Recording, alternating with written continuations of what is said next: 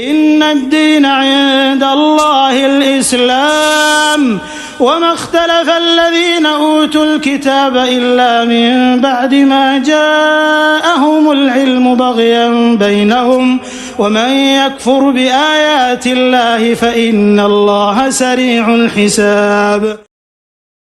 السلام علیکم ورحمۃ اللہ وبرکاتہ. ان الحمد للہ نحمده ونستعینه ونستغفره ونعوذ باللہ من شرور انفسنا ومن سیئات اعمالنا من يهده اللہ فلا مضل له ومن يضلل فلا هادی له واشهد ان لا الہ الا اللہ واشهد ان محمدا عبده ورسوله. اما بعد فإن خير الحديث كتاب الله وخير الهدي هدي محمد صلى الله عليه وسلم وشر الأمور محدثاتها وكل محدثة بدعة وكل بدعة ضلالة وكل ضلالة في النار. أعوذ بالله من الشيطان الرجيم. بسم الله الرحمن الرحيم. يا أيها الذين آمنوا اتقوا الله حق تقاته ولا تموتن إلا وأنتم مسلمون.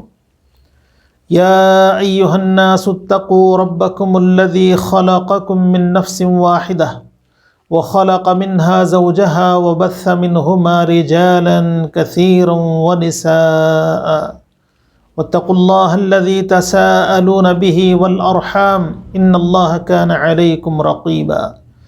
يا أيها الذين آمنوا اتقوا الله وقولوا قولا سديدا يصلح لكم أعمالكم ويغفر لكم ذنوبكم ومن يطع الله ورسوله فقد فاز فوزا عظيما. ہر قسم کی حمد و ثنا اللہ رب العالمین کے لیے ہے. سبحان اللہ و بحمدہ سبحان اللہ العظیم. اور درود و سلام نازل ہوں اللہ کے آخری نبی جناب محمد الرسول اللہ صلی اللہ علیہ وسلم پر.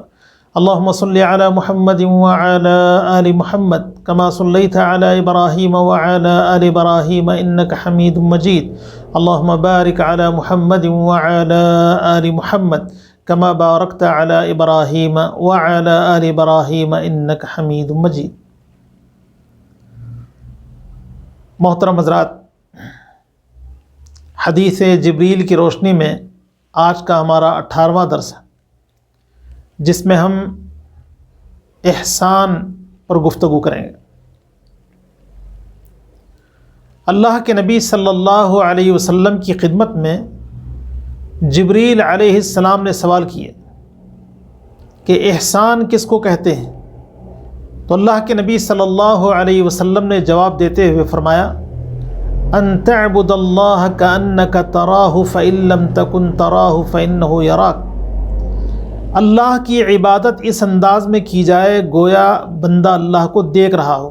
اگر یہ تصور پیدا نہ ہو تو کم از کم یہ تصور اور خیال رہے کہ اللہ اس کو دیکھ رہا ہے. پیارے نبی صلی اللہ علیہ وسلم کے فرمان سے یہ بات ظاہر ہو رہی ہے کہ عبادات میں اخلاص مطلوب ہے. اللہ رب العالمین نے قرآن کریم کے اندر عبادت کو خالص اللہ کے لیے کرنے کا حکم دیا. وَمَا أُمِرُوا إِلَّا لِيَعْبُدُوا اللَّهَ مُخْلِصِينَ لَهُ الدِّينَ. وہ اس بات کا حکم دیے گئے کہ عبادت کو اللہ کے لیے خالص کریں. جو لوگ اپنے دلوں میں اخلاص کو پیدا کرتے ہیں وہ کامیاب ہیں. احسان کے مختلف معانی اہل علم نے بیان کیے. ایک معنی تو اخلاص ہے اور دوسرا عمدگی ہے، یعنی عمل میں عمدگی. اور احسان کسی کے ساتھ اچھے سلوک کرنے کو بھی کہتے ہیں. تو مختصر طور پر انشاءاللہ ہم احسان پر گفتگو کریں گے. اللہ رب العالمین نے ارشاد فرمایا بلا من اسلم وجهه لله وهو محسن فله اجره عند ربه ولا خوف عليهم ولا هم يحزنون.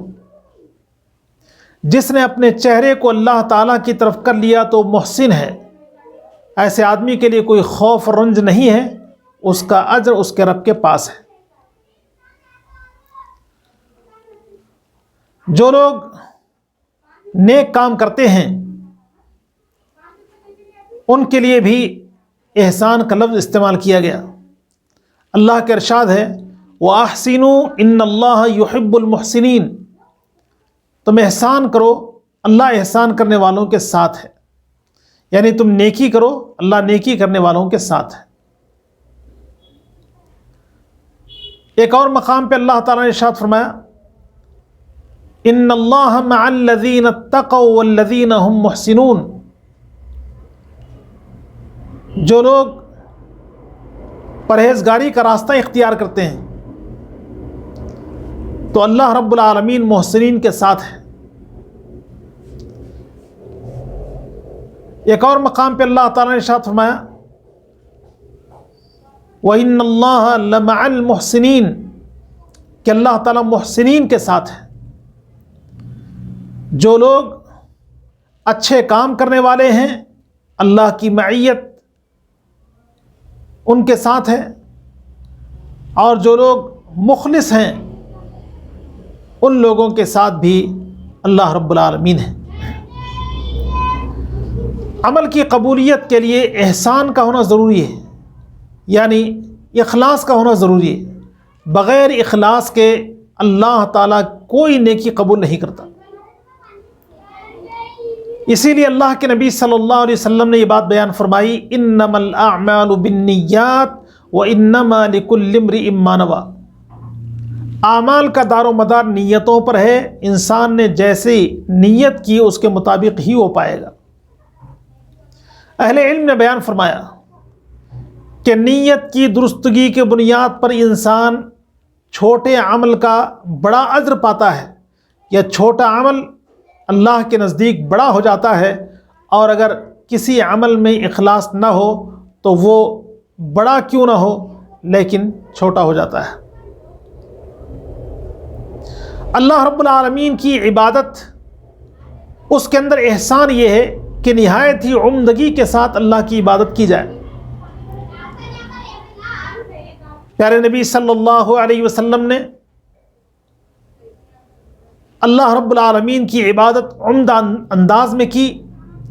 آپ کی نماز، آپ کا روزہ، آپ کا حج اور آپ کے جملہ عبادات سارے کے سارے احسان پر مبنی ہیں۔ اللہ کے نبی صلی اللہ علیہ وسلم تہجد کی نماز اس قدر عمدگی سے ادا کرتے تھے کہ سیدہ عائشہ رضی اللہ تعالیٰ عنہ نے بیان فرمایا لا تسأل عن حسنہن وطولہن، نبی علیہ السلام کی نماز کی عمدگی کے بارے میں اور نماز کی لمبائی کے بارے میں مجھ سے سوال نہ کیا جائے، اس لیے کہ میرے پاس وہ الفاظ نہیں کہ میں نبی علیہ السلام کی نماز کی کیفیت کو اپنے الفاظ میں بیان کر سکوں۔ پیارے نبی صلی اللہ علیہ وسلم مسجد میں داخل ہوئے، آپ علیہ السلام کے ساتھ ایک اور صاحب بھی داخل ہوئے اور انہوں نے نماز پڑھا۔ اللہ کے نبی صلی اللہ علیہ وسلم کی خدمت میں حاضر ہو کر سلام عرض کیا۔ پیارے نبی نے جواب دیتے ہوئے بیان فرمایا ارجع فصلی فانک لم تصلی، جاؤ تم نماز پڑھو، تم نے نماز نہیں پڑھی۔ صحابی نے دوسری دفعہ نماز پڑھا اور نبی کو سلام کہا۔ اللہ کے نبی نے جواب دیتے ہوئے فرمایا کہ جاؤ تم نماز پڑھو، تم نے نماز نہیں پڑھی۔ تیسری دفعہ بھی نماز پڑھ کے نبی کی خدمت میں حاضر ہو کر سلام عرض کیا تو اللہ کے نبی نے کہا جاؤ نماز پڑھو، تم نے نماز نہیں پڑھی۔ صحابی نے کہا کہ اللہ کے نبی اس سے بہتر انداز میں عبادت کرنے اور نماز پڑھنے کا طریقہ میں نہیں جانتا، آپ مجھے سکھائیے کہ میں نماز پڑھوں تو کیسے پڑھوں۔ پیارے نبی صلی اللہ علیہ وسلم نے بیان فرمایا کہ جب تم نماز کے لیے کھڑے ہو جاؤ تو اللہ اکبر کہو۔ قرآن کریم سے جو آسان معلوم اس کو پڑھ لو، پھر رکوع اطمینان سے کرو، رکوع کے بعد اطمینان سے کھڑے رہو، سجدہ اطمینان کے ساتھ کرو، ایک سجدے کے بعد اطمینان سے بیٹھو، اسی طرح تمہاری پوری نماز ہونی چاہیے۔ تو اس روایت سے یہ بات معلوم ہوتی ہے کہ اللہ رب العالمین کے لیے جو کام کیا جائے وہ نہایت ہی عمدگی کے ساتھ کیا جائے۔ اس میں کسی قسم کی کمی نہ ہو، کسی قسم کا بگاڑ نہ ہو۔ احسان اچھے سلوک کے معنی میں بھی آتا ہے۔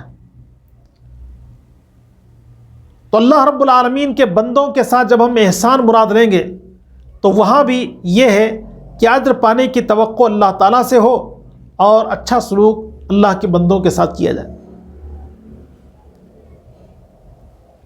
اللہ نے ارشاد فرمایا ان اللہ یأمر بالعدل والاحسان، اللہ تعالیٰ تمہیں انصاف کرنے کا اور احسان کرنے کا حکم دیتا ہے۔ پیارے نبی صلی اللہ علیہ وسلم نے بیان فرمایا ان اللہ کتب الاحسان علی کل شیء، کہ اللہ تعالیٰ نے ہر چیز پر احسان کو لکھ دیا ہے۔ اللہ کے نبی صلی اللہ علیہ وسلم نے بیان فرمایا کہ جب تم قتل کرو تو اچھے انداز میں قتل کرو، اور جب تم جانور کو ذبح کرو تو اچھے انداز میں جانور کو ذبح کرو۔ اچھے انداز میں قتل کا مطلب یہ ہے کہ اگر قصاص لے رہے ہو تو ظلم اور زیادتی نہ کرو، جانور کو ذبح کر رہے ہو تو جانور کو تکلیف نہ دو، اپنی چھری کو تیز کر لو اور ایک بارگی اس کے حلق پر پھیر دو۔ اللہ کے نبی صلی اللہ علیہ وسلم نے انسانوں میں حسن سلوک کا بہتر سب سے زیادہ مستحق ماں باپ کو قرار دیا ہے۔ پیارے نبی صلی اللہ علیہ وسلم کی خدمت میں ایک صحابی حاضر ہوتے ہیں اور عرض کرتے ہیں کہ اللہ کے نبی میرے حسن سلوک کا کائنات میں سب سے زیادہ مستحق کون ہے؟ تو نبی نے بیان فرمایا کہ تمہاری ماں۔ پھر پوچھا، نبی نے کہا تمہاری ماں۔ پھر پوچھا، نبی نے کہا تمہاری ماں۔ پھر پوچھا تو آپ نے چوتھی دفعہ بیان فرمایا تمہارا باپ۔ تو ماں باپ کائنات کے اندر سب سے زیادہ ہمارے حسن سلوک کے مستحق ہیں، پھر ان کے بعد درجہ بدرجہ دوسرے لوگ حسن سلوک کے مستحق ہیں۔ اللہ کے نبی صلی اللہ علیہ وسلم نے جانوروں کے ساتھ بھی احسان کرنے کا حکم دیا، اور جو جانوروں کے ساتھ احسان کرنے والے ہیں اللہ تعالیٰ نے ان کے لیے، اللہ کے نبی صلی اللہ علیہ وسلم نے ان کے لیے جنت کی بشارت دی۔ اللہ کے نبی صلی اللہ علیہ وسلم نے ایک واقعہ سنایا کہ ایک آدمی پیاس کی شدت سے بےتاب اور پریشان ہے، اس نے کنویں کو دیکھا، کنویں میں اتر کر اس نے پانی پیا۔ جب کنویں کے باہر آیا تو کیا دیکھتا ہے کہ ایک کتا پیاس کی شدت کے باعث تر زمین کو چاٹ رہا ہے۔ اس کو رحم آیا، اس نے کنویں سے پانی نکالا اور کتے کو پلا دیا۔ کتے کے ساتھ یہ احسان اللہ تعالیٰ کو اتنا پسند آیا کہ اللہ تعالیٰ نے اس کے لیے جنت کا فیصلہ کیا۔ صحابہ نے کہا کہ اللہ کے نبی، کیا جاندار کے ساتھ حسن سلوک پر ہمیں اجر ملے گا؟ تو اللہ کے نبی صلی اللہ علیہ وسلم نے بیان فرمایا کہ ہاں، ہر جاندار کے ساتھ حسن سلوک پر تمہیں نیکی ملے گی۔ تو معلوم یہ ہوا کہ اللہ کے بندوں کے ساتھ بھی احسان ہونا چاہیے، اور اللہ کی جو دیگر مخلوقات ہیں ان کے ساتھ بھی احسان ہونا چاہیے۔ اور سب سے اہم یہ ہے کہ اعمال کی قبولیت کے لیے احسان ضروری ہے، اس لیے اپنی نیتوں میں اخلاص پیدا کیا جائے، اللہ رب العالمین کی عبادت خلوص کے ساتھ کی جائے، تاکہ وہ عمل اللہ رب العالمین کے پاس وزنی ہو جائے اور اسی عمل کی بنیاد پر ہم اللہ کے ہاں کامیاب ہو جائیں۔ اللہ تعالیٰ سے دعا ہے کہ اللہ ہم سب کو اپنے عقائد اور اعمال کی اصلاح کی توفیق عطا فرمائے۔ آمین۔ وآخر دعوانا الحمد للہ رب العالمین۔ السلام علیکم ورحمۃ اللہ وبرکاتہ۔